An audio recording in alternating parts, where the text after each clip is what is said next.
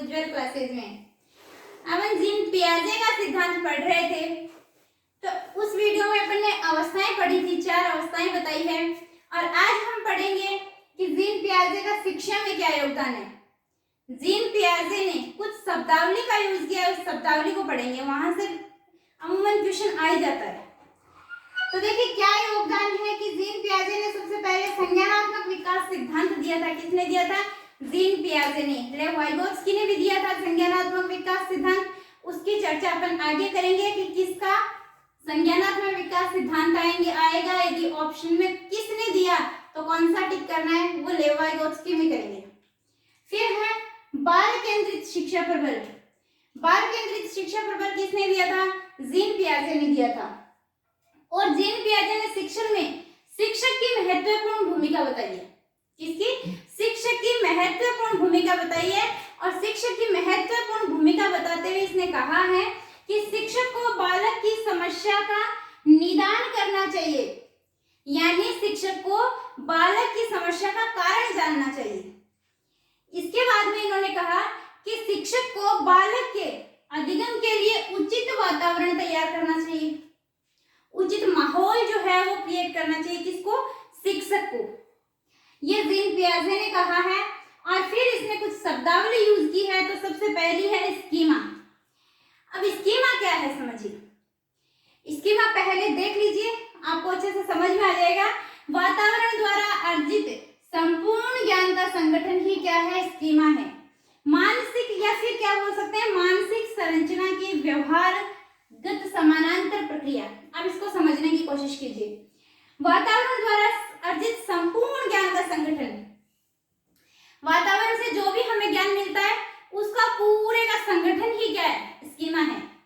सारा ज्ञान हमारी बुद्धि में यहाँ पे संगठित हो जाता है। जिसके सबसे ज्यादा तेजी से संगठन होता है वो बुद्धि जल्दी से तेजी से काम करती है। हमें कोई भी चीज पूछी जाती है, रिस्पॉन्स फटाक से निकलता है। जैसे इंटरव्यू देने जाते हैं, फटाफट जैसे क्वेश्चन आते हैं वैसे ही फटाफट आंसर देते हैं। क्यों? क्योंकि उसका संगठन हो रखा है कहाँ पे? यहाँ पे।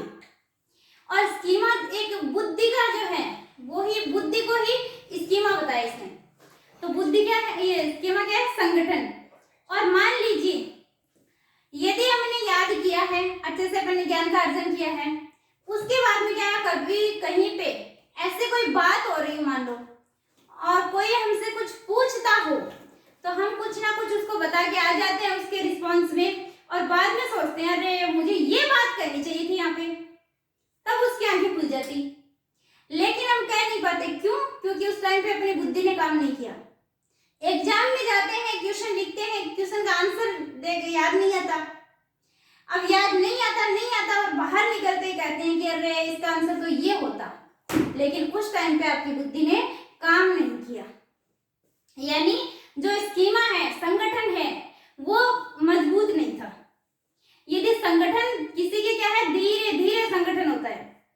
स्कीमा जो है वो धीरे धीरे काम करता है। तो जिसके धीरे धीरे होता है ना संगठन, उसकी ट्यूबलाइट थोड़ी देरी से जलती है। तो ये क्या है? स्कीमा। अर्जित ज्ञान का संगठन ही क्या है? स्कीमा है। और यदि संगठन अच्छा है तो बुद्धि तेज होगी, और बुद्धि तेज होगी तो रिस्पॉन्स फटाक से निकलेगा। यानी जैसा क्वेश्चन आया फटाक से आंसर दिया। अब इस बात को समझिए, ये भी स्कीमा है। क्या है? मानसिक संरचना की व्यवहारगत समानांतर प्रक्रिया। मानसिक संरचना, ये मानसिक संरचना की व्यवहार कर रहे हैं, समानांतर प्रक्रिया। क्वेश्चन आया आंसर, क्वेश्चन आया आंसर, क्वेश्चन आया आंसर, समानांतर प्रक्रिया चल रही है। तो यही क्या है? स्कीमा है। तो एक बार फिर से देखिए, अर्जित ज्ञान का संगठन ही क्या है? स्कीमा है। और ये स्कीमा किससे लिया गया है? तो ये जीव विज्ञान से लिया गया है। कहां से लिया गया है? जीव विज्ञान से लिया गया है। जीव विज्ञान में बुद्धि को स्कीमा के समांतर बताया गया है। फिर देखिए दूसरा शब्द लिया है इसने, अनुकूलन। और अनुकूलन को 3 प्रक्रिया द्वारा समझाया है। पहला है आत्मीकरण या समावेशन, या जिसको इंग्लिश वर्ड है असिमिलेशन। ये क्या है? ये है जैसे पूर्व अनुभव, विचारों, अवधारणाओं का सहारा लेना। बार ये तीनों पढ़ लीजिए, उसके बाद में देखिए मैं आपको अच्छे से समझा देती हूँ, तीनों अच्छे से समझ में आएंगे। दूसरा है असमंजस, समंजन या समायोजन, या इसको इंग्लिश में बोलते हैं अकोमोडेशन। अकोमोडेशन पूर्व अनुभवों व अवधारणाओं में परिवर्तन करके नए वातावरण में समायोजन करना। और संतुलन या साम्य धारण, जिसको इंग्लिश में बोलते हैं इक्विलिब्रेशन, विचारों, जो पुराने विचार है उनको, नई धारणाएं हैं उनके बीच में संतुलन स्थापित करना ही क्या है, संतुलन या साम्य धारण है। अब आराम से समझिए। पहला है आत्मीकरण या समावेशन। ये क्या है? ये देखिए पुराने विचारों का लाभ उठाना। कैसे? मान लीजिए कि आप शहर की कोचिंग में पढ़ रहे हैं, उसके बाद में क्या हुआ कि अचानक से आप बड़े शहर में बड़ी कोचिंग में चले गए। अब वहां पे आपको दिक्कत होगी, बैठने में दिक्कत होगी, वहां पे समायोजन करने में दिक्कत आएगी। तब आप क्या करेंगे? जो अवधारणाएं पीछे से बनी हुई है कि हाँ मुझे आगे बैठना चाहिए, पीछे बैठना चाहिए, बीच में बैठना चाहिए, कहाँ पे बैठना चाहिए, कैसे मुझे क्लास लेनी है, पीछे से जो छोटी कोचिंग में आप पढ़े थे वहां से जो अवधारणा बनी थी कि हाँ मैं वहां पे जाऊंगा कोचिंग में तो ऐसे बैठूंगा और ऐसे मुझे टीचर पढ़ाएगा, उसका सहारा लिया और समायोजन स्थापित कर लिया। ठीक है, उसका सहारा लिया किसका? पूर्व अनुभव जो थे आपके क्लास के, विचार जो थे या अवधारणाएं बनी हुई थी, उनका सहारा लिया। तो ये क्या है?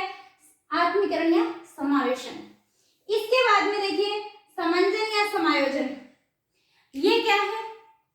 अब आप ठीक है एडजस्ट हो गए वहां पे। उसके बाद में क्या आया? कोविड-19 आया और कोविड-19 की वजह से ऑफलाइन क्लासें बंद। अब कौन सी क्लासें आ गई? ऑनलाइन क्लासें। अब दिक्कत होने लग गई कि ऑफलाइन क्लासों में तो ठीक है हमारे पीछे अनुभवों का सहारा ले लिया, लेकिन ऑफलाइन क्लासें आ गई, उसमें आप सोच रहे हो कि वैसे तो नहीं पढ़ाया जा रहा, वैसा आनंद नहीं आ रहा, वैसा समझ में नहीं आ रहा, वो माहौल नहीं क्रिएट हो रहा। अब ऐसे सोचते रहोगे तो उसी सोच को यदि लिए बैठे रहोगे तो आप ऑनलाइन स्टडी नहीं कर सकोगे। इसके लिए आपको उस धारणा में बदलाव करना जरूरी है। जो आपने ऑफलाइन में अनुभव किए थे उसमें बदलाव करना जरूरी है, सोचना जरूरी है। कुछ पॉजिटिव सोच के उसमें बदलाव कर दीजिए कि यदि मैं ऑनलाइन पढ़ूंगा तो मेरा टाइम बचेगा, कोचिंग तक जाने का टाइम बचेगा, जिससे मर्जी है उस टीचर से पढ़ूंगा।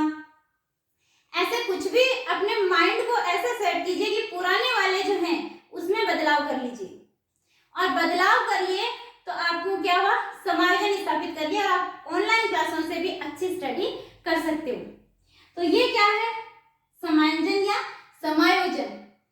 फिर है संतुलन या साम्य धारण। नवीन और पुराने दोनों विचारों के बीच में संतुलन स्थापित करना। ना ही तो पुराने वाले को बुरी बतानी है जो ऑफलाइन क्लासें थी, ना ही ऑनलाइन को बुरी बतानी है, दोनों अपनी अपनी जगह पर अच्छी है। ऑफलाइन पढ़ता हूँ तो अच्छे से समझ में आता है, अच्छे से क्वेश्चन पूछ पाता हूँ।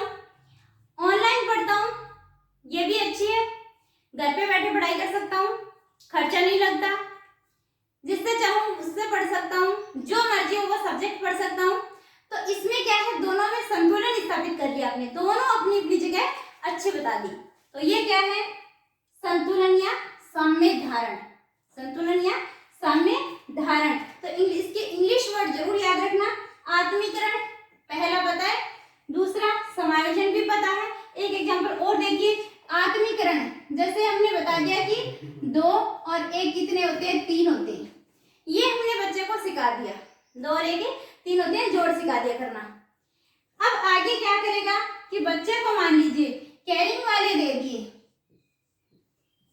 तो बच्चा क्या करेगा? इसका अनुभव यहाँ पे यूज करेगा और इसको सॉल्व कर देगा।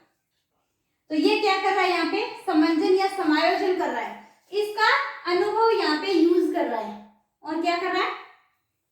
समायोजन कर लेता है। तो यही क्या है? आत्मीकरण, समंजन। इसके इंग्लिश वर्ड याद रखना, एसिमिलेशन, अकोमोडेशन, इक्विलिब्रेशन।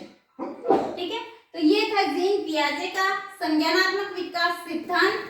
और आगे अपन और भी विकास के सिद्धांत है, 5-6 सिद्धांत अपन ने पढ़ लिए हैं और आगे विकास के और कई सिद्धांत पढ़ेंगे। यदि क्लास अच्छी लग रही है तो कमेंट करना, लाइक करना, शेयर करना, चैनल पे नए हो तो सब्सक्राइब करना। थैंक यू फ्रेंड्स, मिलते हैं नेक्स्ट नेक्स्ट वीडियो में।